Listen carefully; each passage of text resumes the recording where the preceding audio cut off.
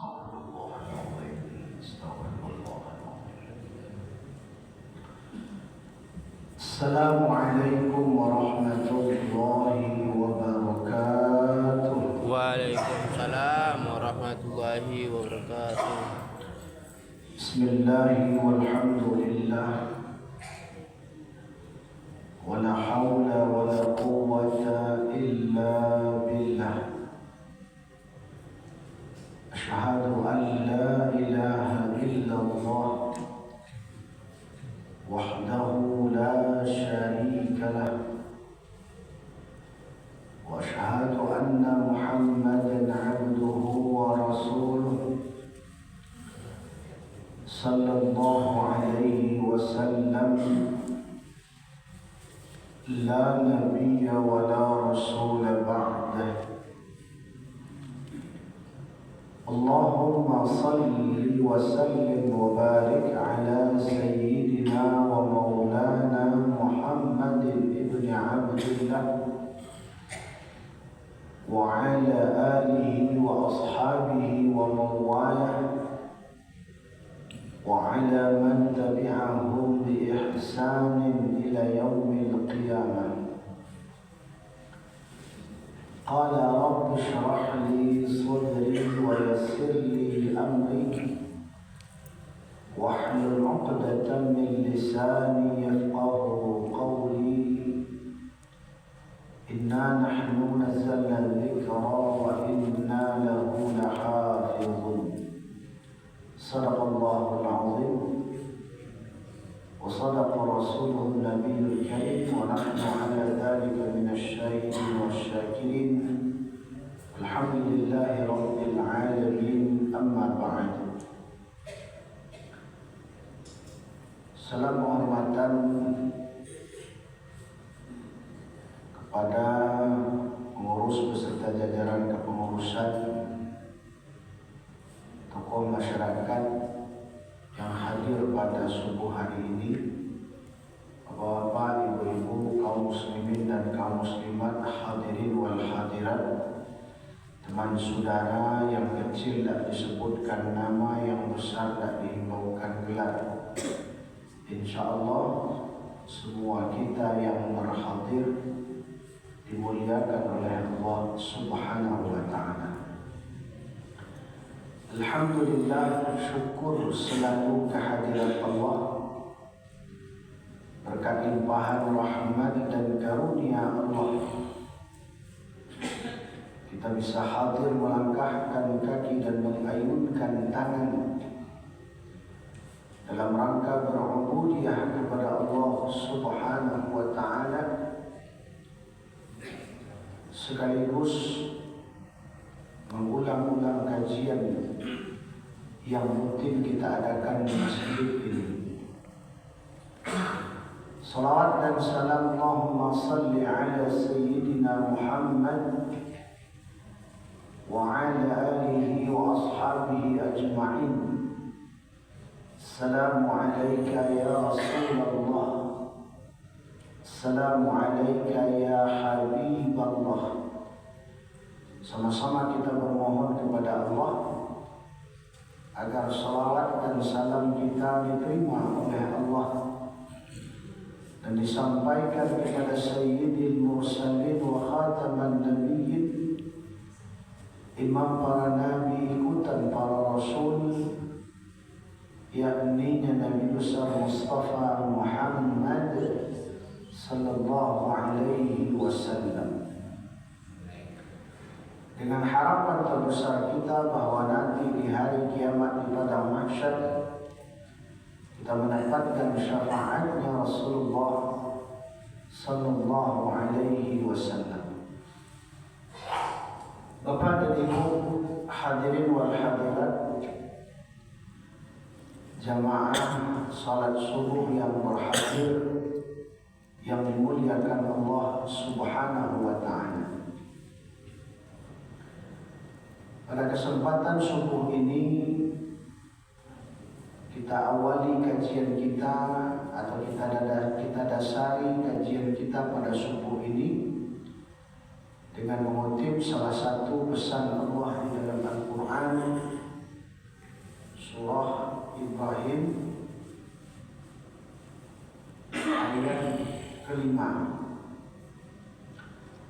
di mana bagian atau penggalan dari ayat itu Allah Subhanahu wa taala berfirman, A'udzu billahi minasyaitonir rajim. Bismillahirrahmanirrahim. Wa dzakirhum bi ayyamillah. Kata Allah, wa dzakirhum, ingatkanlah mereka manusia bi ayyamillah, dengan segala nikmat Allah Subhanahu wa taala. Wabil khusus karena kita telah berada pada bulan Rabiul Awal, bulan di mana dilahirkannya Rasulullah Muhammad sallallahu alaihi wasallam, maka nikmat Allah yang kita bahas pada subuh ini adalah berkaitan dengan kelahiran Rasulullah dan kita sebagai umatnya Rasulullah Muhammad sallallahu alaihi wasallam. Bapak dan Ibu, teman saudara yang dimuliakan Allah, salah seorang ulama besar Al-Imam Ibnu Hajar Al-Haytami rahimahullah, di dalam kitabnya An-Ni'matul Kubra, Ni'matul Kubra, kenikmatan yang besar alal alam, terhadap alam semesta, fi waladi sayyidi waladi Adam, fi maulidi sayyidi waladi Adam, tentang atau di hari kelahiran pemimpin dari manusia ini. Bapak dan Ibu, bahwa wa dzakirhum bi ayyamillah, Allah mengingatkan senantiasa manusia ini mengingat. Wa dzakirhum, ingatlah, selalu ingatkan mereka dengan nikmat Allah. Apa nikmat Allah yang paling utama dan paling besar dalam kehidupan kita manusia? Tidak lain dan tidak bukan adalah nikmat iman. Setelah itu nikmat terbesar dalam kehidupan kita manusia adalah nikmat kita dilahirkan dan ditakdirkan oleh Allah sebagai umatnya Rasulullah Muhammad sallallahu alaihi wasallam. Sebagaimana yang pernah kita sampaikan, setinggi apapun pangkat jabatan seorang manusia, tanpa keimanan kepada Allah, hanya akan mendatangkan laknatnya Allah. Contohnya Fir'aun. Sebanyak apapun harta manusia, kekayaan yang dimiliki oleh manusia, tanpa keimanan kepada Allah, hanya akan mendatangkan laknat Allah, seperti halnya Qarun laknatullah alaihi. Kepintaran makhluk tanpa diiringi dengan kepatuhan kepada perintah Allah hanya membawa kepada murkanya Allah terhadap dirinya, sebagaimana iblis yang dilaknat oleh Allah Subhanahu wa taala. Maka nikmat yang paling utama dan paling besar dalam kehidupan kita, Bapak dan Ibu, adalah nikmat iman, nikmat akidah, nikmat keyakinan mentauhidkan Allah Subhanahu wa taala. Dan kesempurnaan nikmat tauhid ini atau nikmat iman ini adalah ketika kita ditakdirkan oleh Allah sebagai umatnya Rasulullah sallallahu alaihi wasallam. Kalau kita baca dalam sejarah, kita bandingkan umat terdahulu dengan umat Nabi Muhammad sallallahu alaihi wasallam. Umat-umat terdahulu itu tubuhnya besar-besar, umurnya panjang-panjang.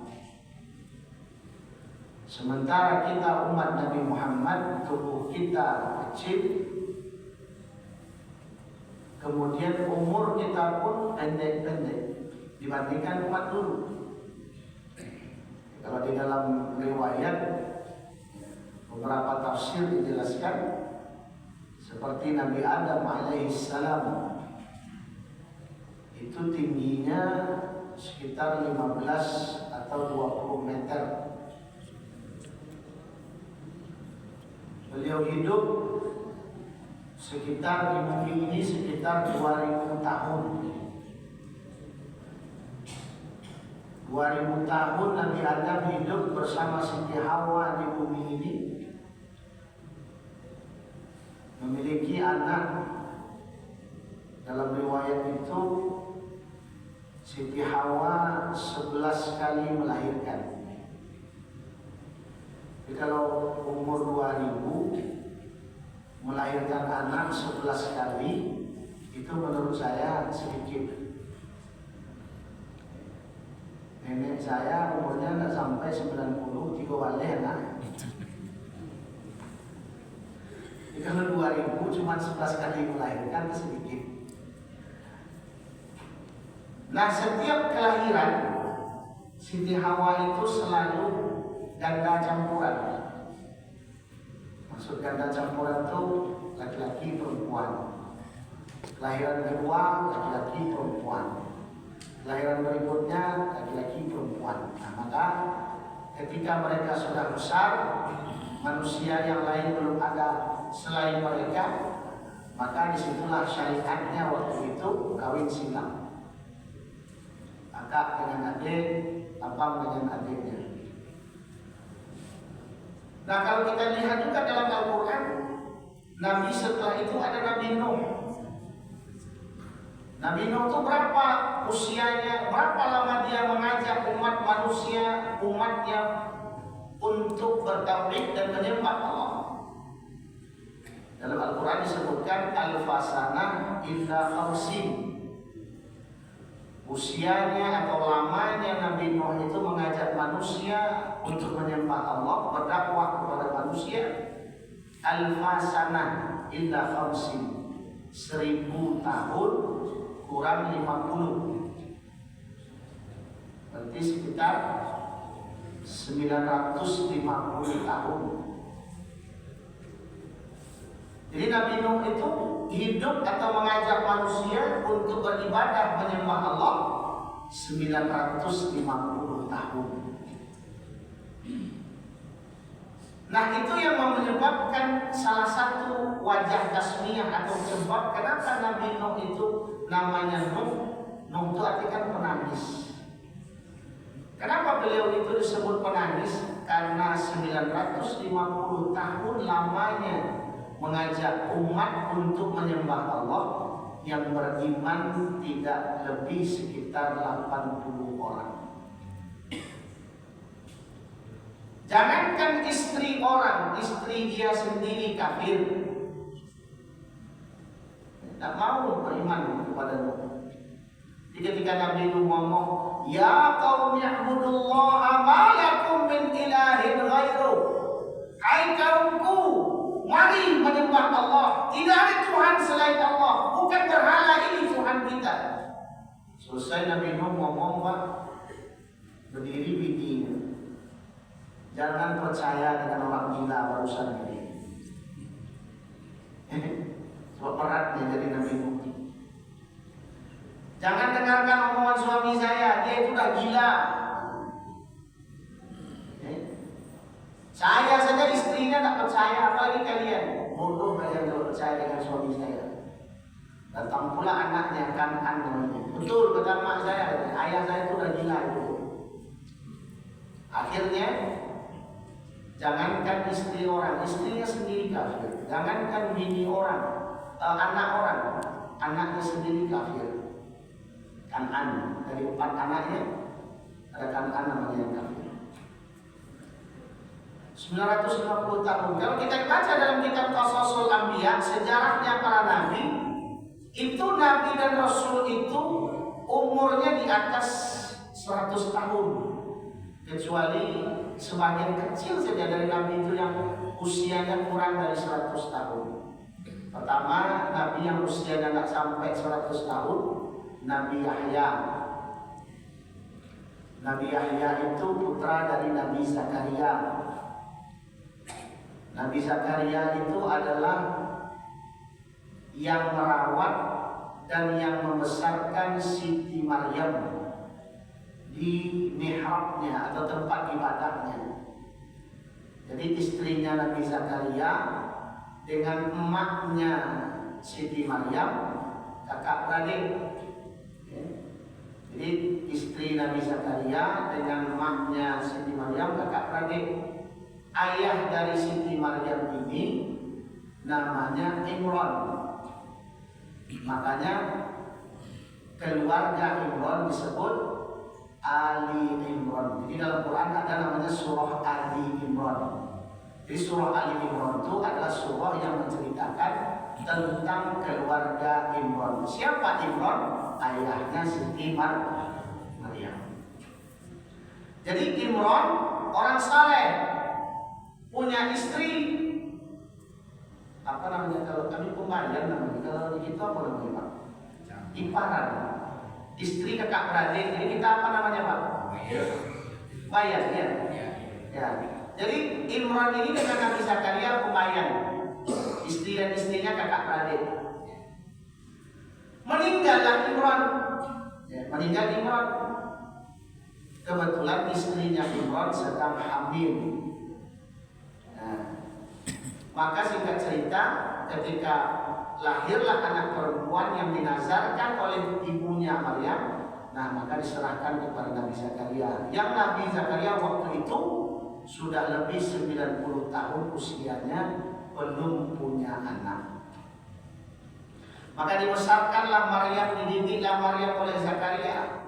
Wasjudi warka'i waqtuti ma'ar raki'in waqtuti wasjudi ma'ar raki'in. Hai Maryam, ya Maryam qunuti, wahai Maryam patuhlah kepada Allah, warka'i wasjudi, sujudlah kepada Allah, warka'i ma'ar raki'in, rukuklah bersama orang-orang yang rukuk. Jadi yang mengajarkan salat, kalau kita bilangnya guru ngajinya Siti Maryam ini Nabi Zakaria.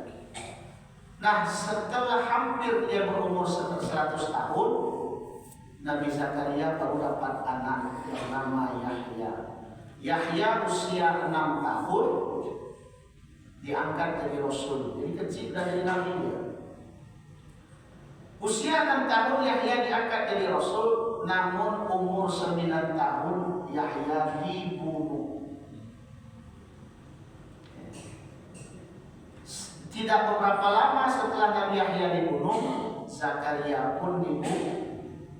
Siapa yang membunuh mereka? Itulah kita sebut dengan Bani Israel.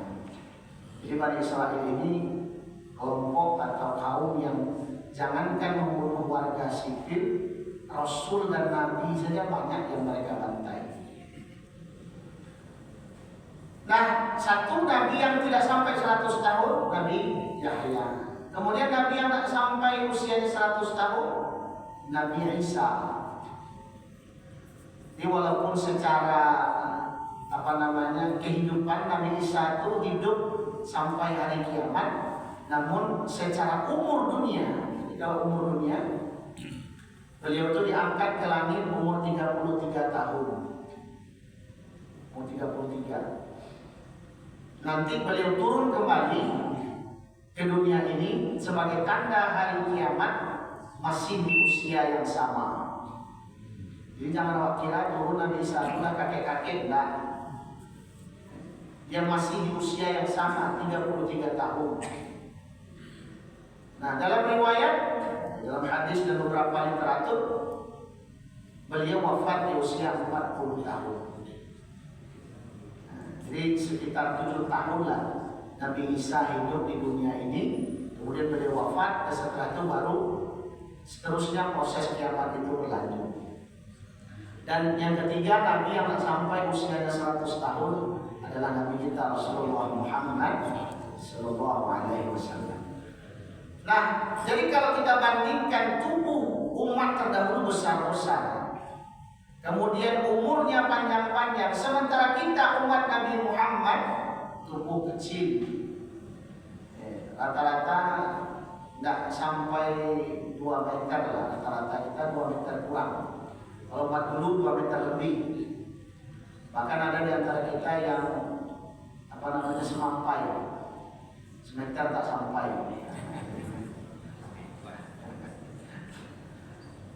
Tapi ini yang kita syukuri itu di sini.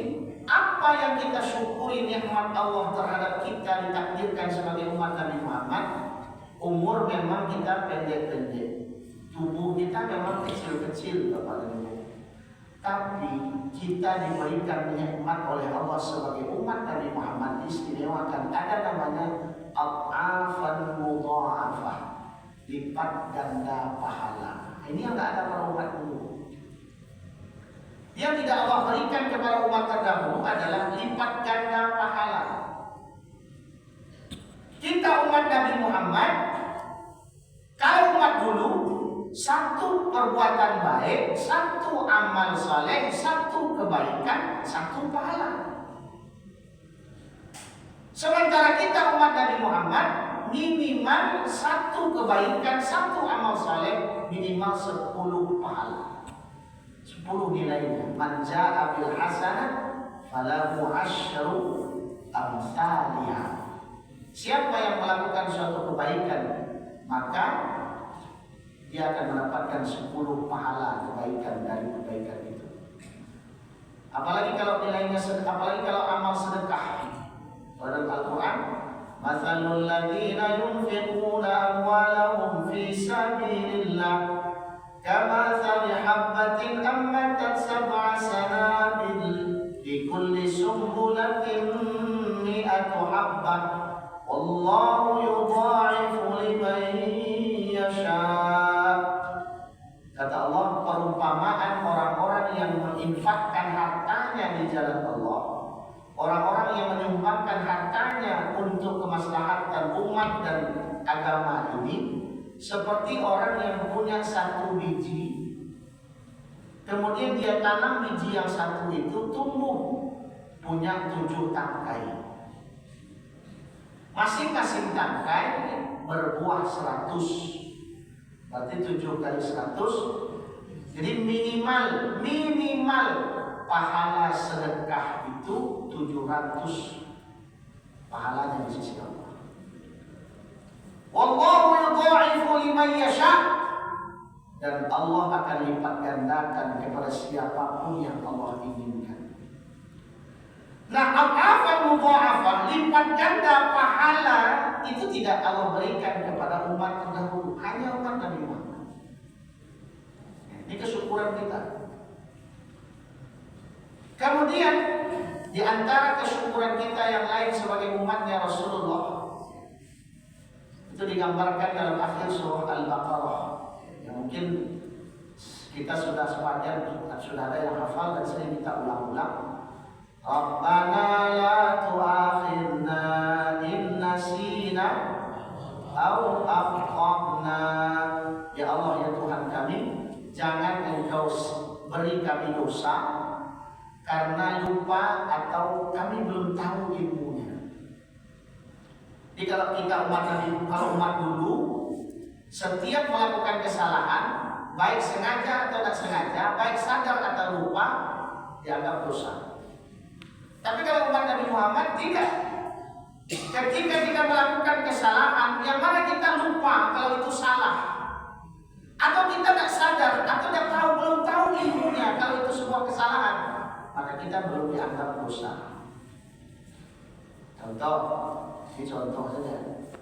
Karena faktor usia dan faktor kurangnya puasa sunat di hari-hari biasa, pas Ramadan misalkan, di hari-hari pertama Ramadan itu, setelah salat zuhur, mukena dilipat, sejadah dilipat, tangan dicuci, piring diambil di sana, sendok nasi, kasih sambal. Pas pertengahan makan, kebetulan orang di rumah nggak ada, kita sendirian, tapi lupa, pulanglah cucu atau anak. Bapak kakek atau nenek mau makan? Ya, makan cu. Tapi itu puasa hari ini. Astagfirullah. Kenapa cepat betul cucu ingatkan? Ini belum minum lagi ya. Nah ketika dia ingat, ya umur dia lepehkan yang di mulutnya, dia umur bersih-bersih, kemudian dia cuci tangannya, sisa makanan itu dia simpan atau dia berikan ke makhluk lain. Dia lanjutkan puasanya sampai maghrib. Kemudian dia berbuka seperti biasanya, maka puasanya tetap dianggap sah. Jadi makannya itu apa hukumnya Pak Ustaz? Makan itu rezeki. Karena lupa. Jadi sesuatu yang dilakukan, Rabbana la tu'akhidna in nasina aw akhtana. Ya Allah, jangan kau hukum kami kalau kami melakukan sesuatu karena lupa atau kami belum tahu ilmunya. Jadi kita melakukan sesuatu perbuatan, kita belum tahu sama sekali kalau itu salah misalnya. Kemudian setelah kita ngaji, kemudian kita sadar, oh berarti selama ini saya salah. Nah ketika kita sadar selama ini saya salah, kita baru tahu ilmunya. Maka semua yang kita lakukan ya, sebelum itu dianggap belum sebuah kesalahan. Lanjutannya apa? Rabbana wala tahmil alaina isran kama hamaltahu ala ladina. Ya Allah ya Tuhan kami, nah ini kesyukuran kita digambarkan dalam ayat surah Al-Baqarah.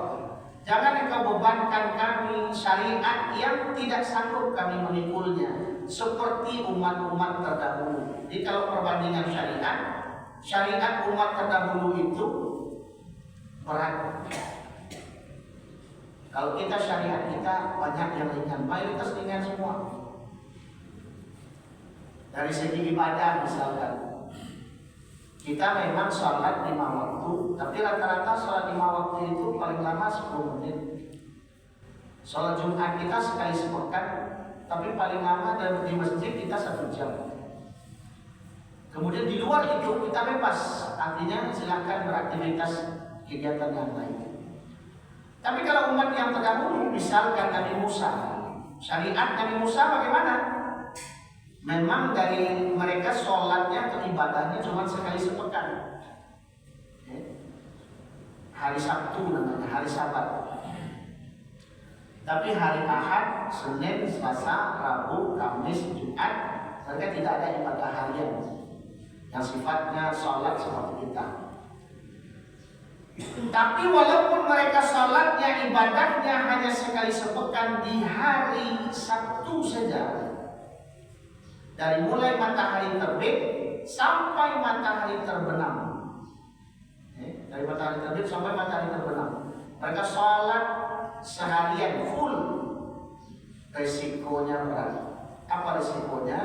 Walaqad alimtumul ladzina i'tadaw minkum fis sabti faqulna lahum kunu qiradatan khasiin. Siapa yang tak datang sholat di hari Sabtu bersama Nabi Musa, siapapun dia, dimanapun dia berada, langsung dilaknat Allah, langsung diazab Allah. Saat itu juga dikutuk menjadi qiradatan khasiin, jadi monyet. Di syariat dulu memang sholatnya cuma sekali sepekan, dari subuh, dari setelah matahari terbit sampai matahari terbenam. Tapi siapa yang tak ikut dari monyet. Coba kalau masih berlaku hari ini, berat nih Pak.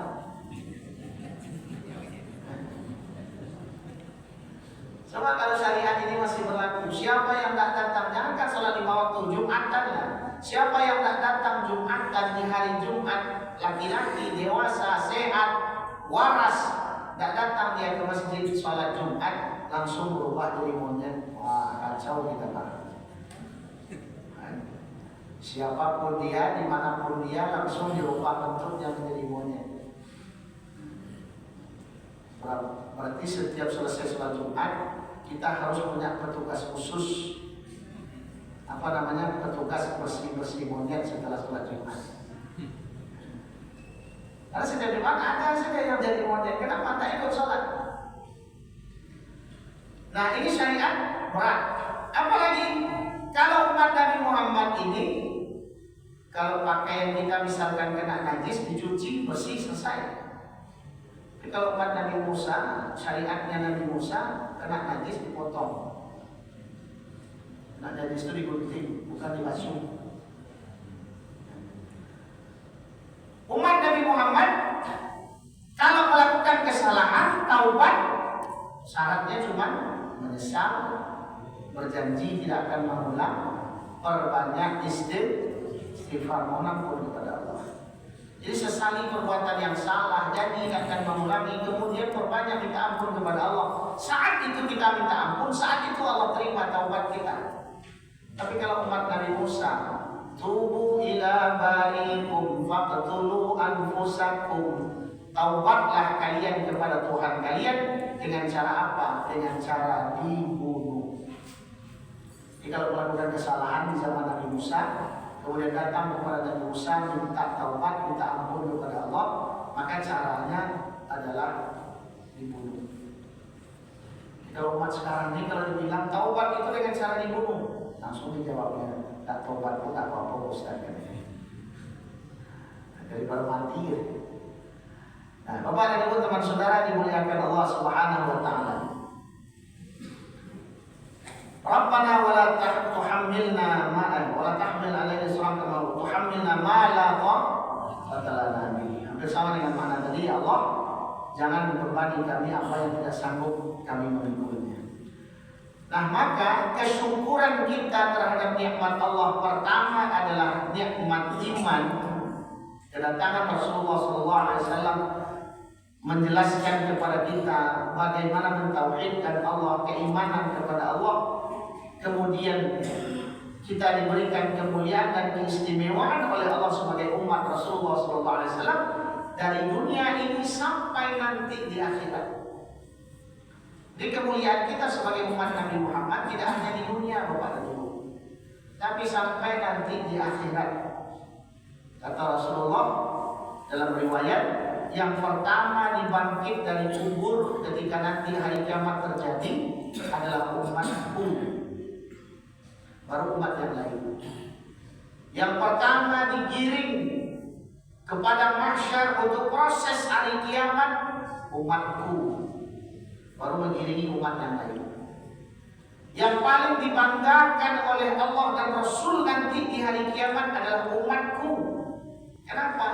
Karena jumlahnya paling banyak dibandingkan jumlah umat para nabi sebelumnya. Dan nanti yang pertama dipersilahkan masuk surga dari seluruh manusia yang pernah ada adalah umatku, kata Rasulullah. Jadi sebelum umat Rasulullah selesai masuk surga semua, umat nabi yang lain belum akan diizinkan oleh Allah Subhanahu wa taala. Begitu juga lah dengan masuk neraka. Jadi kalau masuk surga paling dulu, masuk neraka ya dulu juga. Bapak dan Ibu teman saudara dimuliakan Allah Subhanahu wa taala. Wa dzakirhum bi ayyamillah. Maka senantiasalah kita untuk mensyukuri nikmat-nikmat Allah, segala nikmat Allah. Wa bil khusus dengan kelahiran Rasulullah Muhammad SAW, kita kembali meningkatkan ingatan kita bagaimana kita mestinya bersyukur terhadap nikmat Allah. Dalam riwayat kisah tentang kehidupan Umar bin Khattab, pernah suatu ketika Bapak dan Ibu selesai sholat sunat fardu, Umar sholat sunat ba'diyah. Ba'diyah itu beliau ketika salam ke kanan beliau tersenyum, dalam riwayat itu. Ketika salam ke kiri beliau murung atau agak sedih wajahnya. Ada butiran-butiran bening di pinggir sudut matanya. Kemudian selesai sholat, sahabat yang di sebelahnya Umar bertanya, ya Amirul Mukminin. Jadi gelarnya Umar itu Amirul Mukminin. Pemimpin khalifah pertama yang gelarnya Amirul Mukminin adalah Umar. Ya Amirul Mukminin, wahai Amir Mukminin, kenapa engkau tadi salat salam ke kanan engkau murung sedih, kemudian salam ke kiri, salam ke kanan engkau senyum, salam ke kiri engkau murung dan sedih. Kenapa? Apa kata Umar? Saya rindu dengan Rasulullah SAW. Saya rindu sekali dengan beliau. Kalaulah bukan kehadiran Rasulullah sebagai rahmatan lil alamin, kalaulah kita ini tidak mendapatkan nikmat dengan kehadiran Rasulullah, entah bagaimana Umar hari ini. Dia kata Umar begitu. Jadi kalau Rasulullah itu tidak diutus Allah kepada kita, entah bagaimana Umar hari ini. Kenapa? Karena Umar, sebagaimana yang kalian tahu, kata Umar ini manusia yang bejatnya luar biasa.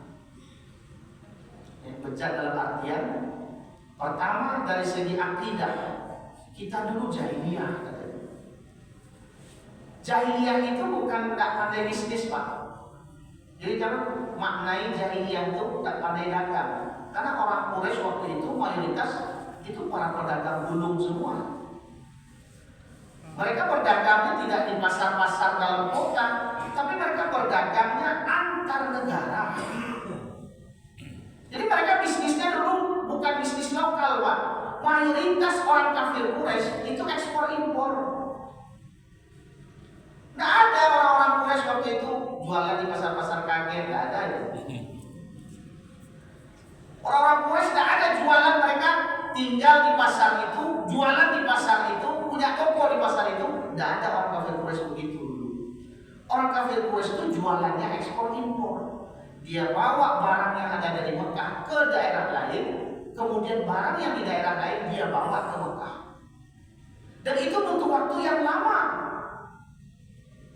Dan butuh, mohon maaf, fisik yang prima. Salah satunya pandai memainkan pedang dan harus pandai berkelahi. Maka mereka kemana-mana bawa pedang. Jadi kalau cerita tentang jahiliyah itu karena nggak pandai dagang, orang dulu luar biasa. Kafir Quraisy waktu itu sudah hebat secara bisnis. Kalau kita bilang jahiliyah itu karena mereka itu tidak pengecut, enggak. Kafir Quraisy itu luar biasa, para penakluk padang pasir. Mohon maaf kalau untuk menghadapi singa itu mereka kadang-kadang tidak perlu senjata. Karena dengan tangan kosong Umar bin Khattab pernah menaklukkan kuda liar. Kata Umar, saya waktu masih bujangan, kata Umar, kami anak-anaknya Al-Khattab itu ketika masih bujangan ditugaskan oleh ayah mengembalakan unta di pinggir kota Madinah, karena di tengah kota itu tidak ada makanan, maksudnya tidak ada tumbuh-tumbuhan, lembah, gersang, kering kerontang, sekelilingnya bukit batu, nggak ada sumber makanan untuk hewan. Maka mereka harus jauh ke pinggir kota, di situ baru arah-arah ke Taif, di situ baru banyak rumput dan makanan untuk unta. Nah, saya mengembalakan unta di situ tidak pulang harian, tapi saya menginap di sana buat wedding, ya, buat pondok di situ. Berhari-hari saya di sana tinggal. Pulang hanya untuk jemput bekal makanan saja. Jadi kalau habis bekal makanan, pulang, balik lagi ke sana. Nah, kenapa saya tadi salam ke kanan tersenyum, kata Umar? Setiap saya kembali ke tempat gembalaan, pulang saya ke rumah, kembali ke tempat gembalaan, ibu saya selalu berpesan, wahai Umar, jangan lupa bahwa Tuhan selalu bersamamu. Tuhan yang mana, Mak? Kata Umar. Kalau Tuhan yang dari batu, berat dan biayanya agak mahal. Kalau patah di jalan nanti kerugiannya besar. Ada yang agak ringan sedikit dari kayu, cuman agak kurang efektif dan efisien. Tuhan yang efektif dan efisien, ringan di bawah, mudah, harganya murah, dan punya manfaat lebih. Apa itu? Tuhan dari tepung terigu. Jadi ketika dia pergi ke tempat gembalaan bahwa Tuhan dari tepung terigu, mata, lata, uza, manat, itu segala macam. Jadi ketika jadwal pulang belum datang, sementara bekal makanan sudah habis, Tuhan itu pun bisa diangsur satu-satu.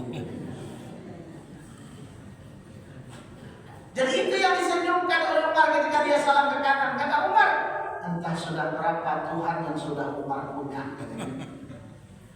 Jadi kalaulah bukan karena Rasulullah datang membawa akidah yang benar, tauhid yang benar, mungkin hari ini Umar masih bertuhan kepada tepung terigu. Itu bodohnya dulu.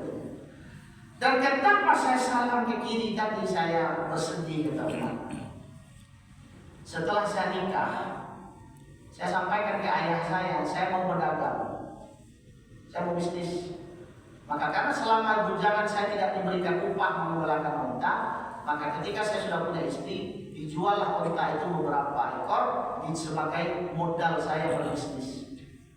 Jadi saya dimodali oleh ayah saya pergi berdagang sebagaimana orang Quraisy waktu itu. Bawa dagangan ke Syam.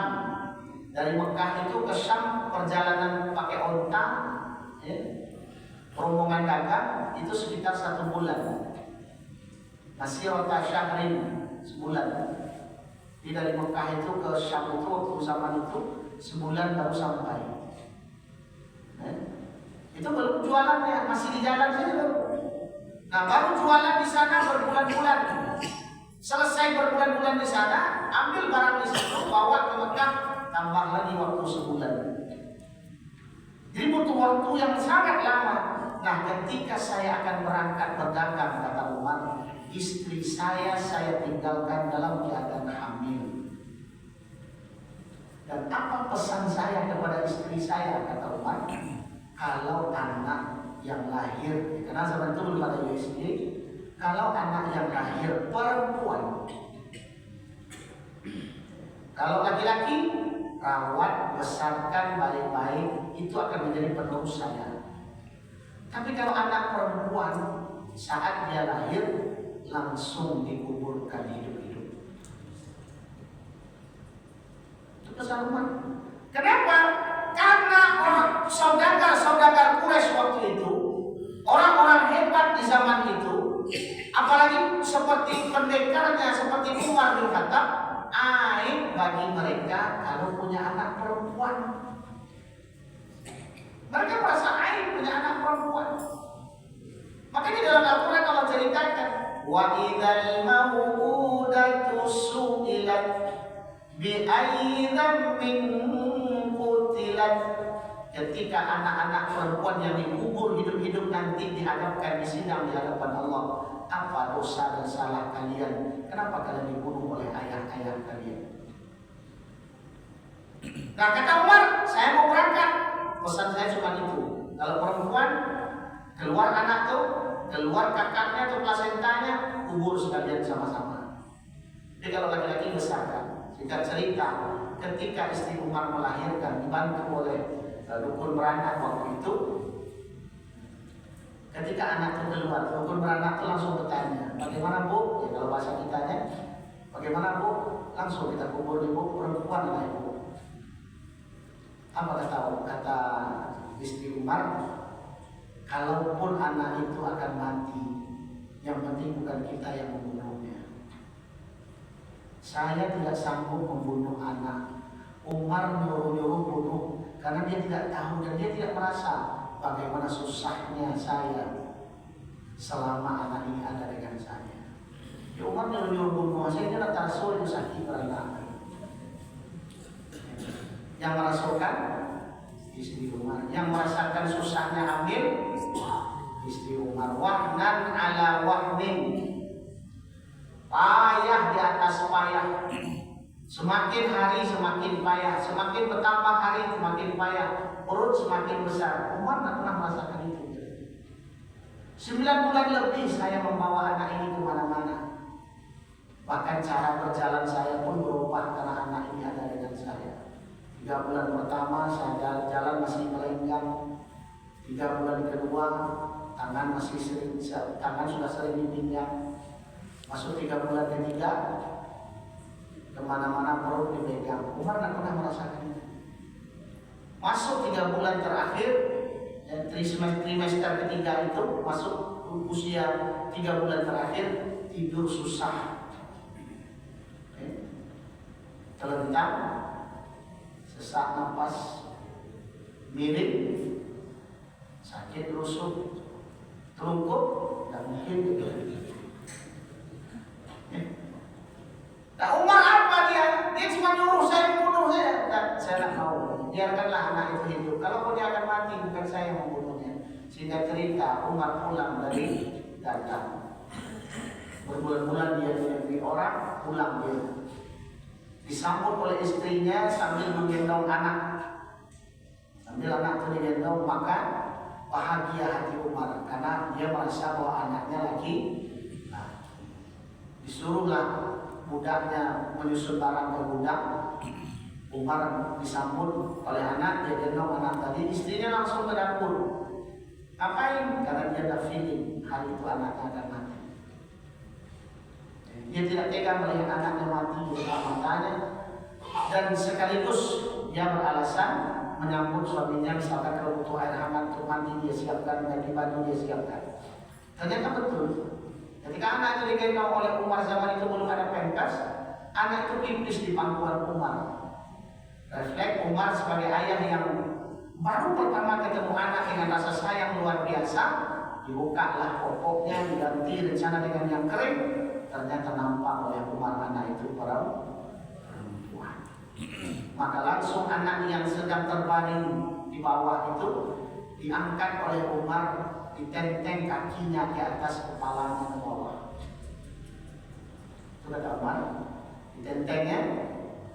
Menangis anak itu, istrinya di dapur menahan diri. Artinya menahan diri apa? Antara sedih dan luar biasa bercampur perasaan. Takut juga. Takut dan sedih yang bercampur. Dia tahan dirinya di dapur, menangis sambil mendengarkan suara anak yang menangis di luar. Kemudian Umar mencabut pedangnya, dibawa anak kecil ini ke belakang sana, digali lubang oleh Umar. Di belakang rumah itu padang pasir, kemudian dimasukkan anak itu, ditusuk anak itu dan ditimbun langsung oleh Umar bin Khattab. Maka kata Umar bin Khattab waktu itu, ya, hukum belum seperti sekarang Bapak Ibu. Apa kata Umar? Kalaulah bukan kedatangan Rasulullah membawa hidayah dan membawa rahmatan lil alamin bagi umat, maka entah berapa banyak lagi anak perempuan yang akan dibunuh oleh Umar bin Khattab. Nah, ini yang disebut jahiliyah. Kenapa? Jahiliyah pertama bertuhan kepada selain Allah. Jahiliyah berikutnya apa? Bagaimana mungkin Umar membenci perempuan, sepadahal dia adalah anak dari seorang perempuan. Dia adalah suami dari seorang perempuan. Coba bayangkan, kalau semua ayah membunuh anak perempuannya, kira-kira Umar berdiri dengan siapa? Ya. Jadi dia anak seorang perempuan, dia suami dari seorang perempuan, tapi benci punya anak perempuan. Itulah akhlak jahiliyah. Nah, maka ini yang kita syukuri. Wadzakirhum bi'ayyamillah. Kita syukuri nikmat-nikmat Allah yang luar biasa, wabil khusus dengan kelahirannya Rasulullah Muhammad sallallahu alaihi wasallam. Bapak dan Ibu teman saudara yang dimuliakan Allah, mungkin ini saja kajian kita pada subuh hari ini, bahwa mari kita segarkan kembali ingatan kita tentang betapa besarnya nikmat Allah kepada kita. Betapa kita sebagai umat Nabi Muhammad ini diistimewakan oleh Allah Subhanahu wa taala. Maka kita jaga kesyukuran ini dengan cara apa? Istiqamah dalam ketaatan kepada Allah. Kita senantiasa mengikuti ajaran Rasulullah dan menjauhi apapun yang dilarang oleh Rasulullah sallallahu alaihi wasallam. Banyak maaf akhirul kalam, kita tutup dengan alhamdulillahirabbil alamin. Subhanakallahumma rabbana wa bihamdika asyhadu an la ilaha illa anta astaghfiruka wa atubu ilaik. Ghafarallahu li wa lakum wa liwalidayya wa liwalidikum. Wallahu muwaffiq ila aqwamit thariq. Assalamualaikum warahmatullahi wabarakatuh.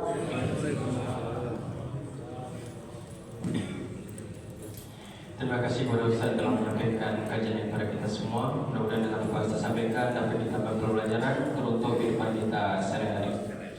Sebelum kita tutup, kami memastikan kembali bahwasanya pada hari Senin tanggal 24 Agustus 2026, insyaallah kita akan mengadakan acara memperingati Maulid Nabi Muhammad SAW dan akan diisi dengan ceramah oleh Ustaz Dr. Zulhudri Rais LC.MA. Insyaallah acara akan kita laksanakan dimulai pada maghrib hingga pada isya. Waktu itu bagi Bapak Ibu jemaah yang dikeluarkan waktunya, mulai sama-sama kita menghadiri acara pada hari Senin pada maghrib esok, dan juga bagi ibu-ibu yang ingin berdonasi konsumsi bisa membawanya pada acara. Dan kemudian informasi selanjutnya bahwasanya remaja masjid bersama pemuda RW 14 insyaallah akan mengadakan